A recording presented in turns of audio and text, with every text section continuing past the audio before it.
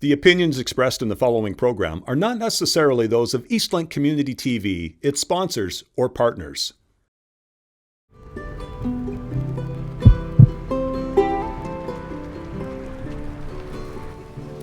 My name is Whitney Fowler, but I perform as Singing Hen, and I've come here today to this adorable little church in Port Ryerson, Ontario. I don't know what I'm about to find inside, but I'm excited. I've got a good feeling about it. Hi, I'm Dan Fewings. I'm an entertainer, I'm a musician, a clown, all sorts of stuff. I'm like Red Skelton. I got the sixth sense, I don't have the other five. I don't know who I'm meeting today, but I'm real excited, and I know it's a musician, so I love music. Can't wait.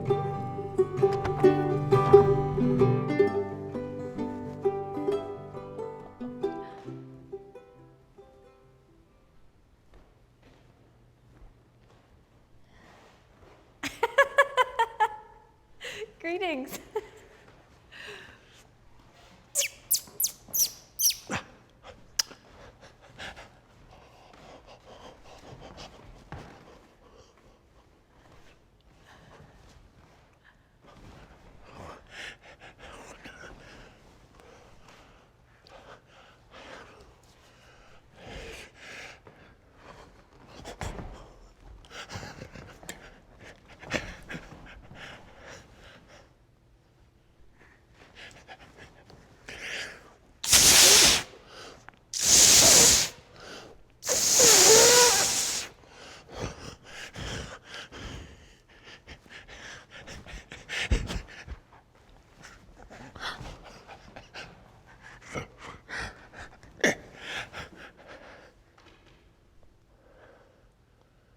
Uh-oh.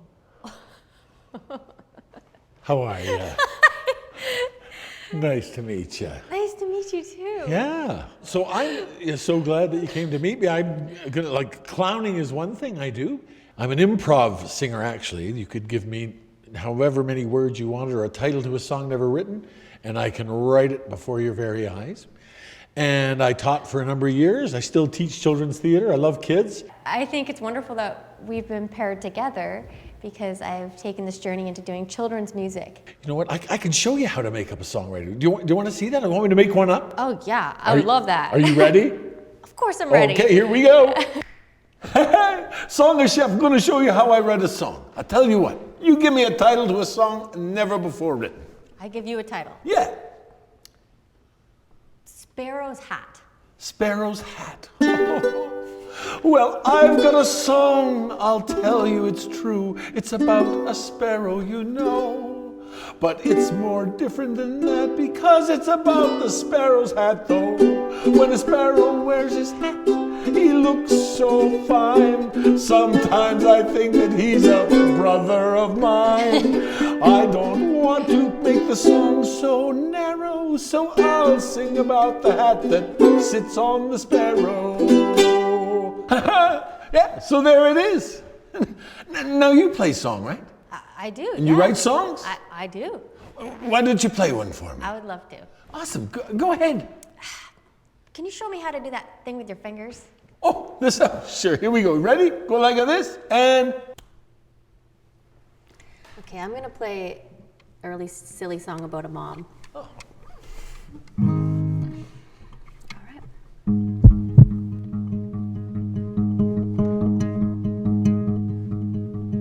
When my mom swallowed the clock, you think that time would stop. But she did a little dance and she stood upon her hands when my mom swallowed the clock. Tick-tock. When my mom swallowed the car, you know we couldn't get too far. So we did a little craft and she beeped out a laugh when my mom swallowed the car.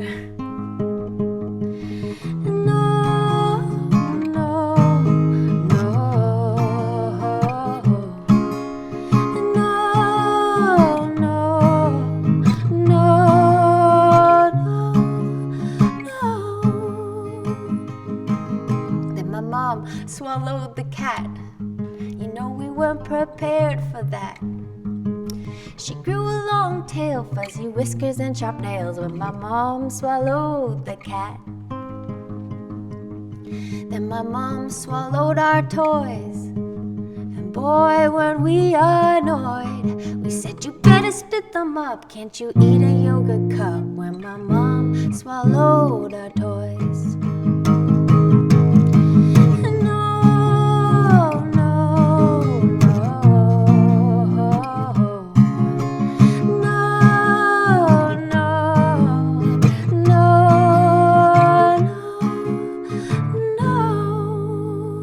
no. What a great song. So good, so good. I know the song chef liked it too because it's got a little bit of food in there. Good, good. That's That's right, fantastic. that's right. Nice. Thank you. Yeah. This feels like such a rich experience to be here with you and to get to know you through music. But I want to understand more about you. Well, I learned to play guitar when I was 13. My brother gave me a guitar to show me CF&G and a John Prine album. But I went to theater school when I was 17. I was in all the high school musicals, and I really loved the camaraderie, so I wanted that. So I went to theater school when I was 18 and found out it was all about competition and just not what it was about. But in the last 3 weeks, we did a clown course with a buddy of mine, John Rapsey. Clowning really sat with me. I mean, I'm really comfortable in that. So it's about connecting with people, and bringing people together. Yeah, you know, I really, like, to me, joy spreading is key. And boy, do we ever need it now. And it's tricky because, you know, you can see lots of stuff that's going south in our society and people aren't always kind to each other. And even clowns, for example, have been sort of usurped as this negative force in horror movies, or bad politicians get linked with clowning. And it really gets tricky. This puppet I've got here, this Emile, really has helped me lots because Emile doesn't lose the appeal for adults or kids. You know what I mean? If it's this, is it my turn? No, I'm still talking for a second. So Emile, I make him the voice of what people would find offensive. No, you're imitating me, back off. Dan, let me tell him. Could I? Sure, go ahead. Yeah, so Dan doesn't always say things so diplomatically. But, you know, I know that, for example, like, say, take a province, say, like, Ontario. Well, you know, the guy running it is like, people call him a clown, but he's not. He's a fool. Hey, you gotta be nicer to them. Dan, you know what I'm talking about? So what I'm saying is, says it how it is. Emile can say it, and then I can temper Emile, like, don't say that, Emile. Are we on? No, we're not on. Just relax, okay. Yeah, so Emile then becomes the voice, and I can act as the restraint. So, you know, I'm not always concerned about whether or not the audience likes me or whatever. As adults, we become, you know, so concerned about doing things correctly and doing things right. We lose that. Your kind of goal, when you're the fool in that setting, is to kind of bring people back to their innocence, bring people back to the way maybe a child. Yeah, right on. And I think I think that's right on the mark. Mm-hmm. Failure is like a real interesting thing. It makes clowns. It's that a clown fails, right? When we watch Charlie Chaplin trip over something, we laugh because like he's worse off than we are and makes the world safer. And yet he's sort of our champion in a sense because he's not afraid to fall flat in his face. You know, with improv and the songwriting I do with Song Chef and that stuff, that's how I got good at it, is not being afraid to wipe out. A lot of people won't risk it. They could write a song on the spot, but they don't they're not sure how to cope with the failure. Earlier on, when the clown blew up the balloon, well, the clown doesn't blow helium. Yeah. But it became that he could, and he believed it. And so we're like, whoa, like they're playing with that. So and that is that sense of innocence, right? When a child paints a cloud, can it be green? Right. With it being still correct, you know? Right. It is exactly that. So I think maybe that's getting into what you're, going to write about. I'm feeling that. Yeah. I think that's something that we desire as adults, is to connect to that imagination again. I guess I assumed that clowns were just there to make people laugh, but it's kind of not what you're saying. And instead, it's about making people maybe feel something, maybe feel more human. Yeah, really, bingo, yeah. Well, that sounds like maybe you got the nuggets rolling around there of a song. Are you ready to write this song? I'm feeling like I need to go write a song right All now. right, good. Go to it. All the best. All right. This Thank has been you. so great. I feel really good about how it went today. I certainly did not expect it to be what it was. I guess I didn't know what it was going to be, but I guess I thought it was going to be something more serious. So to have somebody so full of color and enthusiasm and someone so creative and interesting, it just has filled me with so much inspiration. I feel like I'm going to write about what it means to be a clown. And I like what he was speaking about, historically what it was and what it is now, and what that might be like for somebody who has lived through that change. I think what has inspired me about working with Dan or meeting Dan is the importance of getting to somebody, whether it's a child, an audience member of any kind, somebody who's there to take in your art, your song. How do you really connect with them? And so it's almost like I want to write about that.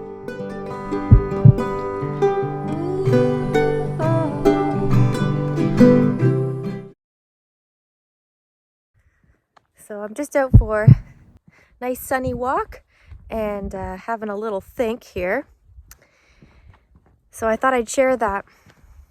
Initially, what really inspired me about sitting down with Dan was him sort of helping me see and understand and feel what the role of a clown is, what sort of effect a clown in a performance setting or in everyday life can have on people, and particularly the positive effect, and how important it is for a clown to sort of teach us how to be human, or teach us that it's okay to be human, and to laugh, among other things. To embrace our childishness. Is that a word? Our innocence and our imagination. I love all of these positive things about a clown, because alternatively, and it seems like in more recent society and culture, clowns have been depicted as, like in certain horror movies, as being like this kind of creepy evil characters that have made a lot of people just say, ooh, clowns creep me out. And I so often hear that, and I think it's very unfortunate, and they are very misunderstood.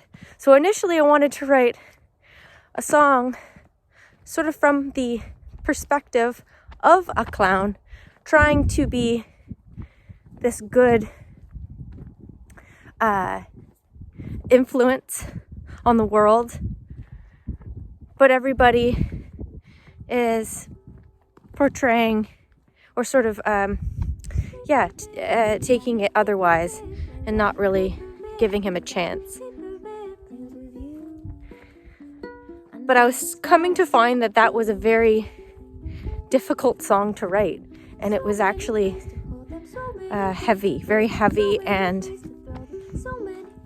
where I'm at right now in my life and where I'm at with songwriting, it just was kind of clashing. I feel like if I assigned to myself that type of song to write maybe a few years ago, it would have really come through naturally, but right now it's not. So I'm considering taking a complete 180.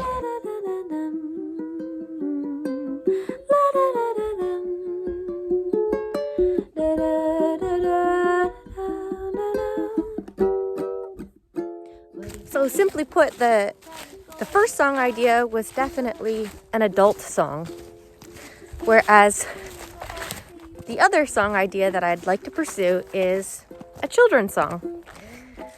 Now that has a lot to do with just where I'm at in my life, kind of going from writing from a more mature voice to trying to write music for kids. So I think that's why I'm also changing my mind on the song I'm going to do. So the song is going to be about making paper airplanes, and there's really not much more to it than that. So I went from having a very deep concept to a super light and airy concept. So what I think is really special about this paper airplane song, and what makes it not overly simple, is that I allowed myself to break some rules. So the song melody, or the main kind of chorus melody, came to me while sort of doing something else, and it came across in this very kind of staccato, kind of odd time signature. And normally I would say, okay, that's a neat idea, and I would kind of fix it up. I would make it a little bit more squared off to fit into a song. And I kind of said to myself, no, I'm gonna allow this wild quality of the music to be what it is and to work around it. And why I did that was I was really thinking about what Dan had told me about the way a child's mind and imagination works, how they haven't really been conditioned yet to see things as what they're supposed to be. Like that, eventually we tell a child who's coloring something that, the sky is blue, the grass is green, the sun is yellow. But before we tell them to do that, they might color it completely differently. And that's the kind of place I wanted to go to when making this song, was just to allow things to come out maybe a little bit more abstractly. So it's become really clear to me that this paper airplane song is one that I can't quite make a collaborative piece out of. It's got some strange structures to it that I feel would make it hard to do that. So I'm just gonna rock it on my own. So I thought I'd share with you what I have so far for the song I do want to pursue, and why it has been brought on or inspired by my meeting with Dan. Yeah, that sounds pretty good to me. Give a shout out to the trees, saying thank you and please. Paper airplanes, I make paper airplane, I make paper airplane, I make paper airplane with you under a sky so blue.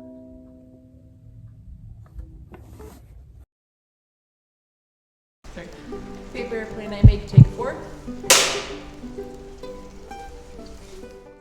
So today we're gonna do a song that I wrote that was inspired by meeting Dan. So when I was talking to Dan, there was something that really stuck with me.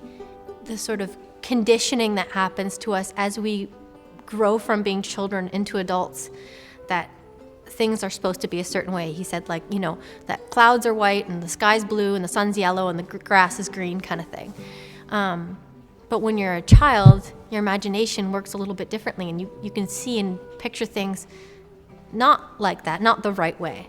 So I decided to take that thing that he had said that really stuck with me and bring that into the process of making the song, and kind of forgetting the rules. So I break a lot of rules, in my opinion, in this song.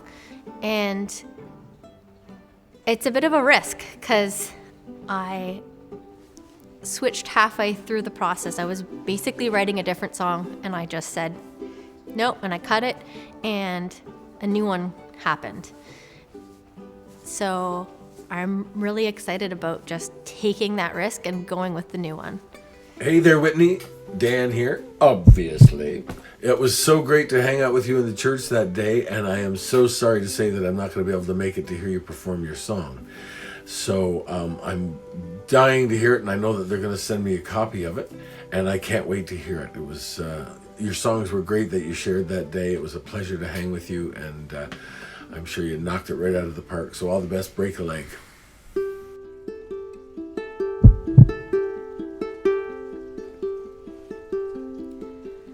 Paper airplane, I make paper airplane, I make paper airplane, I make paper airplane with you.